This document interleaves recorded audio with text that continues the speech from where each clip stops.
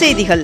200 கோடி ரூபாயில் மருத்துவ தொழில்நுட்ப உபகரணங்கள் தயாரிக்க புரிந்துணர்வு ஒப்பந்தம் கையெழுத்தாகியுள்ளதாக அமைச்சர் TRB ராஜா அவர்கள் தெரிவித்துள்ளார். சென்னையில் இன்று 22 கேரட் ஆபண தங்கத்தின் விலை சவரனுக்கு 80 ரூபாய் அதிகரித்து ஒரு சவரன் 55,560 ரூபாய்க்கு விற்பனையாகிறது. அதேபோல் ஒரு கிராம் வெள்ளியின் விலை 99 ரூபாய்க்கு விற்பனை செய்யப்பட்டு வருகிறது.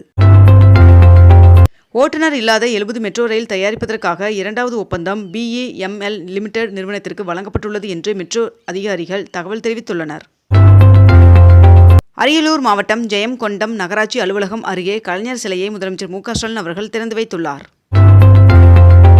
காவல்துறை மற்றும் சுகாதாரத்துறை அதிகாரிகள் இணைந்து அரசு மருத்துவமனையின் பாதுகாப்பை உறுதி செய்ய வேண்டும் என்று பொது சுகாதாரத்துறை உத்தரவிட்டுள்ளது. ஊட்டச்சத்தை உறுதி செய் திட்டத்தின் 2ஆம் கட்டத்தினை அரியலூர் மாவட்டத்தில் முதலமைச்சர் மு க ஸ்டாலின் அவர்கள் இன்று தொடங்கி வைக்க உள்ளார். குருநானக் ஜெயந்தியை முன்னிட்டு பங்குச்சந்தைக்கு இன்று விடுமுறை அறிவிக்கப்பட்டுள்ளது. வருகின்ற 2026ஆம் ஆண்டு தேர்தலிலும் பாஜகவுடன் கூட்டணி இல்லை என்று அதிமுக பொதுச் செயலாளர் எடப்பாடி பழனிசாமி அவர்கள் தெரிவித்துள்ளார். சபரிமலை சீசனையொட்டி கூட்ட நெரிசலை தவிர்க்க சென்னை சென்ட்ரல் மற்றும் கேரளா கொல்லம் இடையே மேற்கண்ட இந்த தேதிகளில் சிறப்பு ரயில் இயக்கப்பட உள்ளதாக தெரிவிக்கப்பட்டுள்ளது. இன்று குருநானக் ஜெயந்தியை முன்னிட்டு ஜிப்மர் மருத்துவமனையின் புறநோயாளிகளின் பிரிவு இயங்காது என்று ஜிப்மர் மருத்துவமனை நிர்வாகம் அறிவித்துள்ளது. தூத்துக்குடி வட்டாட்சியர் அலுவலகத்தில் துணை முதல்வர் உதயநிதி ஸ்டாலின் அவர்கள் நேற்று திடீர் ஆய்வு மேற்கொண்டார். பௌர்ணமி மற்றும் வார விடுமுறை தினத்தை முன்னிட்டு 1152 கூடுதல் பேருந்துகள் இயக்கப்படும் என்று அரசு விரைவு போக்குவரத்து கழகம் தெரிவித்துள்ளது. தமிழகத்தில் இன்று ராமநாதபுரம், புதுக்கோட்டை, தஞ்சாவூர், திருவாரூர், நாகை, மயிலாடுதுறை, கடலூர் ஆகிய 7 மாவட்டங்களில் கனமழை பெய்ய வாய்ப்புள்ளதாக வானிலை மையம் தெரிவித்துள்ளது. தமிழ்நாட்டின் வளர்ச்சிக்கு பெரிய நிறுவனங்கள் போலவே ஸ்டார்ட் அப் நிறுவனங்களின் பங்கு முக்கியமானது என்று துணை முதல்வர் உதயநிதி ஸ்டாலின் அவர்கள் தெரிவித்துள்ளார். சென்னை KK நகர் முத்து மாரியம்மன் கோவிலில் 32 லட்சம் மதிப்பீட்டில் கட்டப்பட உள்ள புதிய ராஜகோபுர திருப்பணிக்கு அறநிலைத்துறை அமைச்சர் சேகர்பாபு அவர்கள் அடிக்கல் நாட்டினார்.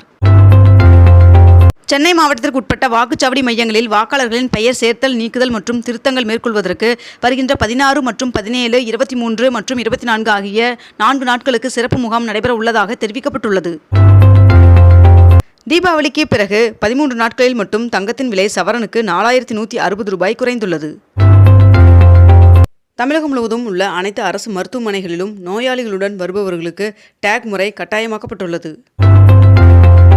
பாம்பன் புதிய ரயில் பாலத்தில் ரயில்வே பாதுகாப்பு ஆணையர் சௌத்ரி அவர்கள் முதற்கட்டமாக நேற்று 10 மணி நேரம் ஆய்வு செய்தார்.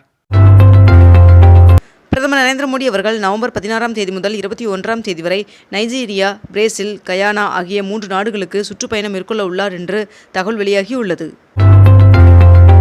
கங்கை கொண்ட சோழபுரம் பிரகதீஸ்வரர் கோவிலில் இன்று அன்னாபிஷேகம் நடைபெற உள்ளது. சார் பதிவாளர் அலுவலகங்களில் இன்று கூடுதல் டோக்கன்கள் வழங்கப்படும் என்று தெரிவிக்கப்பட்டுள்ளது.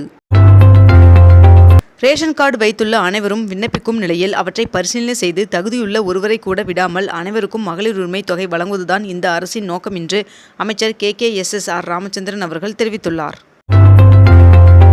வடகிழக்கு பருவமழையின் போது பள்ளிக்கரணை சதுப்பு நில பகுதியை ஒட்டியுள்ள குடியிருப்பு பகுதியில் மழைநீர் தேங்குவதை தடுக்க சிறப்பு ஏற்பாடுகள் மேற்கொள்ளப்பட்டுள்ளதாக துணை முதல்வர் உதயநிதி ஸ்டாலின் அவர்கள் தெரிவித்துள்ளார்.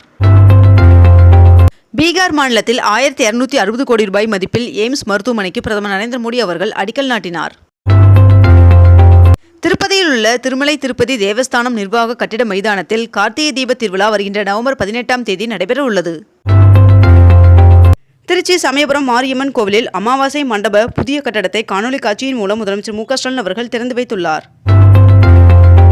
190 கோடியில் 18 திருக்கோயில்களில் 25 புதிய திட்டப்பணிகளுக்கு முதலமைச்சர் மு க ஸ்டாலின் அவர்கள் அடிக்கல் நாட்டினார். கோவளம் அருகே 100 கோடியில் ஒன்றிய அரசின் நிதி உதவியுடன் பூங்கா அமைக்கப்படும் என்று சுற்றுலாத்துறை அறிவித்துள்ளது. 64 கோடி ரூபாய் செலவில் கட்டி முடிக்கப்பட்டுள்ள 17 ஊராட்சி ஒன்றிய அலுவலக கட்டடங்களை முதலமைச்சர் மு க ஸ்டாலின் அவர்கள் திறந்து வைத்துள்ளார். நவம்பர் 21ஆம் தேதி முதல் ஜனவரி 20ஆம் தேதி வரை ஆன்லைன் மூலம் முன்பதிவு செய்து அரசு பேருந்துகளில் பயணிப்போருக்கு சிறப்பு குலுக்கல் முறையில் பரிசுகள் வழங்கப்படும் என்று தெரிவிக்கப்பட்டுள்ளது. கொடைக்கானல் மலைப்பகுதிகளில் நீளமான கனரக வாகனங்களுக்கு தடை விதித்து அம்மாவட்ட ஆட்சியர் உத்தரவிட்டுள்ளார். இத்துடன் இன்றைய தலைப்புச் செய்திகள் நிறைவடைகின்றன. மேலும் இதுபோன்ற அண்மை தகவல்களை உடனுக்குடன் தெரிந்து கொள்ள அக்னிபூ சேனலை சப்ஸ்கிரைப் செய்து கொண்டு தொடர்ந்து இணைந்திருங்கள். நன்றி, வணக்கம்.